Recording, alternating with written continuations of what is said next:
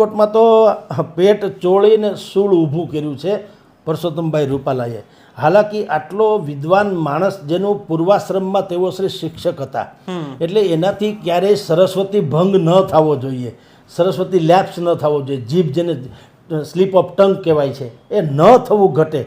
પણ હવે ખબર નહીં કેમ ભાઈને માનવું હતું કુંભકર્ણ ને ઇન્દ્રાસન, અને ભગવાનને ખબર પડી ગઈ કે આ ઇન્દ્રાસન માગશે તો આપણે બધાએ શું કરશું, એટલે બુદ્ધિપૂર્વક સરસ્વતી એને જીભ ઉપર બેસી ગઈ અને માગ તો કે નિંદ્રાસન, તો કે તથાસ્તુ.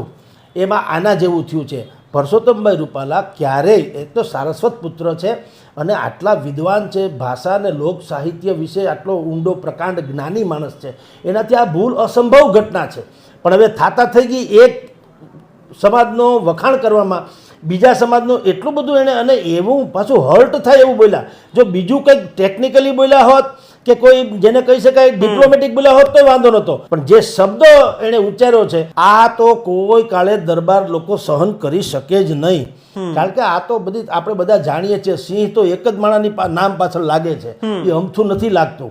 એટલે આ અત્યંત પોતાની હાથે સૂળ ઊભું કર્યું છે અને એ લગભગ નહીં ઠરે હાલ તુરત તો.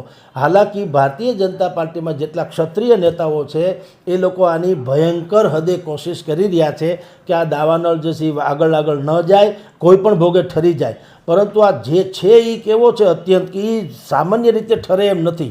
કારણ કે આ કોઈ હાઠીક્યામાં લાગેલી આગ નથી, આ તો આખો ભંડારો હળગ્યો છે કોઠાર, તો એ ઠરે પણ નહીં, લાવારસ જેવું છે, ગમે ત્યારે પાછો ઉછળે. અત્યારે સુરેન્દ્રનગરથી બાજુ બધે તમે જુઓ, લીંબડી સુરેન્દ્રનગરમાં પણ આવેદનપત્રો આપવામાં આવ્યા છે, અહીંયા કેસ કબાડા કરવામાં આવ્યા છે, FRI નોંધવાની ચૂંટણી પંચને પણ આ મોકલવામાં આવી છે અને કહે છે કે તમે ગમે એમ કરીને આના ઉપર એક્શન લ્યો. અને અત્યારે બેકફીટ ઉપર આપોઆપ આવી ગયા. અન્યથા આ વન સાઇડેડ ગેમ હતી પરસોત્તમભાઈ રૂપાલાની, આ એક કેસમાં અત્યારે તો મુશ્કેલી સર્જાણી છે જેની કોઈ સીમા નહીં. અને આમ પણ જુઓ તો રૂપાલા સાહેબ માફી તો માંગી લીધી, પણ ત્યારબાદ પણ માહોલ હજી એનો એ જ છે. હા, હવે જે કે સામાન્ય વાત એવી છે કે કોઈ પણ માણસથી ભૂલ થવા સંભવ છે, દરેક માણસ માત્ર ભૂલને પાત્ર. તો ક્ષમા વીરસ્ય ભૂષણમ એ શબ્દ છે, ક્ષમા નિર્માલ્ય ભૂષણમ નથી. જે નિર્માલ્ય હોય ને ક્ષમાનું આવે શું, જેનામાં વીરતા હોય, શૌર્યતા હોય, સક્ષમ હોય, તાકાતવાર હોય, એની ક્ષમાની વેલ્યુ છે સમાજમાં.